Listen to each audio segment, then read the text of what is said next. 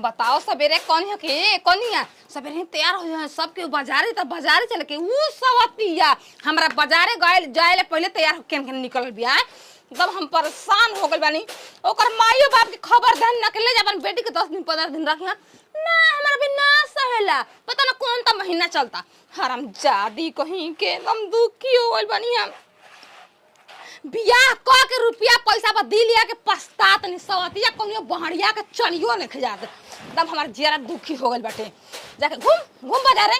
1 रुपया भीड़ नहीं खदा इतना घमंड बा कि सवेरे ही निकल जाते तैयार माजा मारे हमरा संगे चलो मकैया में राजा जी अरे चढ़ल जवानी बसुन एही समैया में राजा जी चढ़ल जवानी बसुन एही समैया में राजा जी माजा मारे हमरा संगे चलो मकैया में राजा जी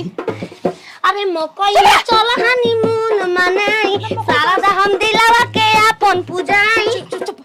हाथना मकई कहां से उठा लेके आई लिखे करे खेत में पड़ रहली है ताई बताई पर खो दे वो खो दे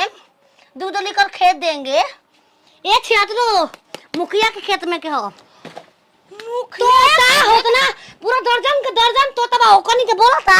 हमहू हरियर कलर के पहन के गो रही तोता बन के हाय हरियर हसड़िया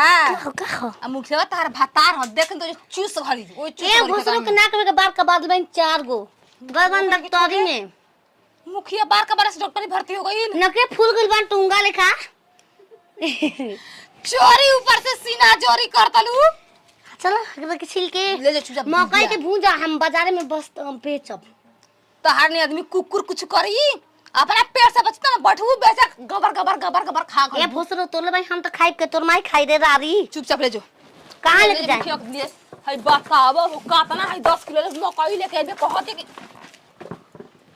ए जे रही ए जे छिलाई आ जे घामन जति पकवाई में आ जोटा बना के कर के फिर एगो से निखोरम फिर काल हो कर परसों भूजब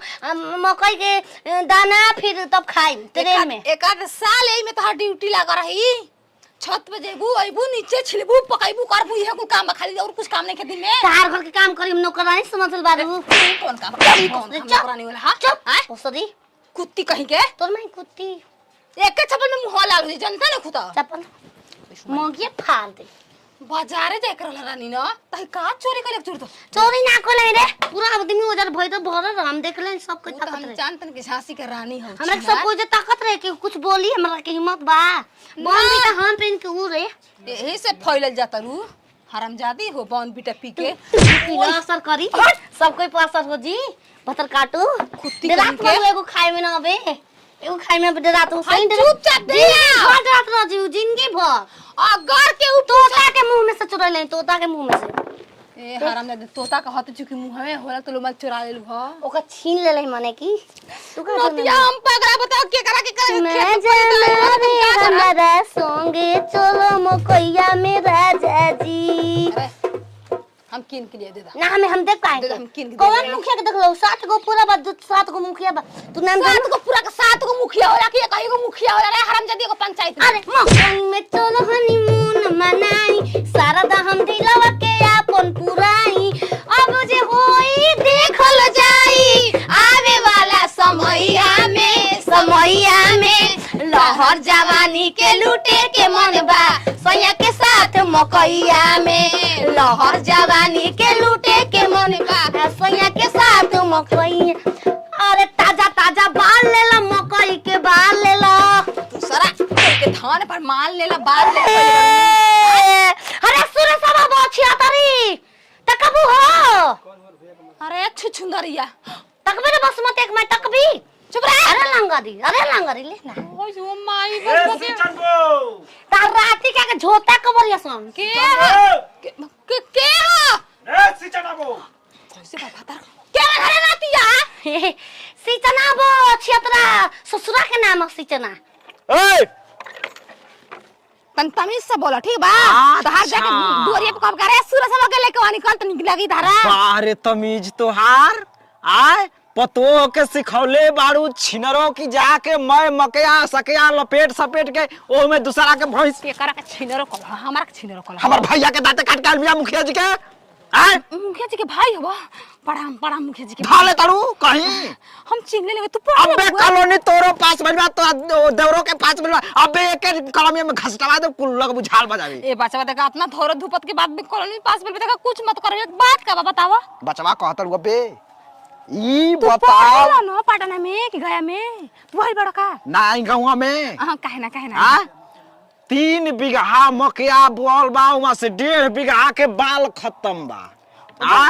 देखा बाबा झूठ का बोले के हमार पतो तोड़ के लेके बे बचवा ले जा लेकिन कॉलोनी में नाम मत कहाँ बिया? घरवा में आवा देता नहीं आवा हम देतन मकैया आवा इसे धीरे से बोलावे के चाहिए मुखिया चलो जवानी बते जबना में पानी बते कोबे से को तानी तो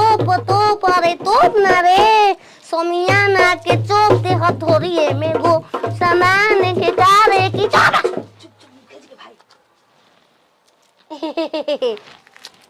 अरे खाई के पान बना रसवाला खाई के पान बना रसवाला छोरा ऐसा करे कमा कि फिर से मच जाएगा धमा ओ छोरा गंगा किनारे वा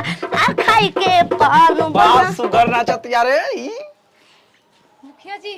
हमारे के अरे कर मेरे भोसरी वाला मुखिया के भैया बा हो छिनार हो दू गो लेकिन समय बाल चाहता बाल हमारे हो निउरा देंगे बाल चाहता हमारे हरे लेबो क किलो बोला हम तोल देंगे हमारे खेत में अरे से ताजा ताजा माल ले ला मकई के बाल ले ला ताजा ताजा माल ले मकई के बाल ले ला छिला छिलावा ले ला 10 रुपया हो छिला छिलावा ले ला 10 रुपया बारे ई 5 वाला ढोक के वाला करे धनी चटा शिक्षण वो तुम्हारा घर में केवाड़ी नहीं खेल लगवा दे का लगवा दे मुखिया जी के भाई लगवा दे आय ठीक है आ कॉलोनी तो सरकार देबे करी अपना ओर से अच्छा एकर भातारा कहाँ रहेला का बात बा ए तनी छिल दो अरे तनी हाथ दुखाता। बाल भुजबैती एकरा से ना छिल छिल पहले छिल भोसरी वाला तू कहबू तो हम तो छीली दे छिनार लगाता ना हो मुखिया के भाई हाउ वाला छील दो हे करा के फील दो ओके छिला छिला उ तो छिनार तू छिनार बन तलु संग संगे बड़ा सुगर भी है। ध्यान होने बा अब का करबू सिंचन वो इतना पानी लाग गेल बा ना फटवा में कि मैं सड़ल जाता मकइया भी अच्छा है देखा ले जा अपन में खती ले जा भोसरी खूब देबे पबिया आगे का कर चरी के धन खाई आधार बकरी लेखाई आधा आधा चरल काहे बा ओइसा ना धर्म कहिए बा देखा पूरा देखला चले भैया ले जा बके मत पुरनिया के नाम मत कटवैया ए बच्चा लेबू मकई 10 में 5 ढकेला तड़ू तार भाता था तारमाई के धर्म तो जे रे अबे ध दे कहता पिकअप के भेजवा दे छिल दा हाय अबे छिल अबे ना तो कल हो के छिल भोसरी के छिल के बने करिए भातारा कहाँ बा तुहार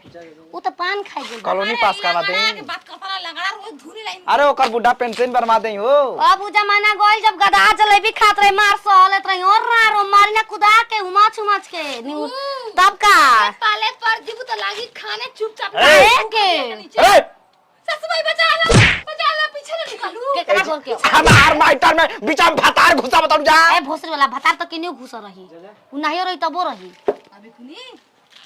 जहिया मारी बचाई में तुझे है लेके चल हमरा ए होए पर चल छेत्रो एने डरालू ना भक्कम भक्कम जिन परान रहेला कि आज आयो वाला बता हल्का मचे आया तूफान आज के बाद भागा लौट गइलो ने। झाड़ पूछे अंगार से दुनिया डरला हम काहे न डराई हां अरे चलो मुखिया जी के भाई ने पूरा खांच दी अब ले जाए लायक ना रहियो केने गोली सो रे आई हो मामा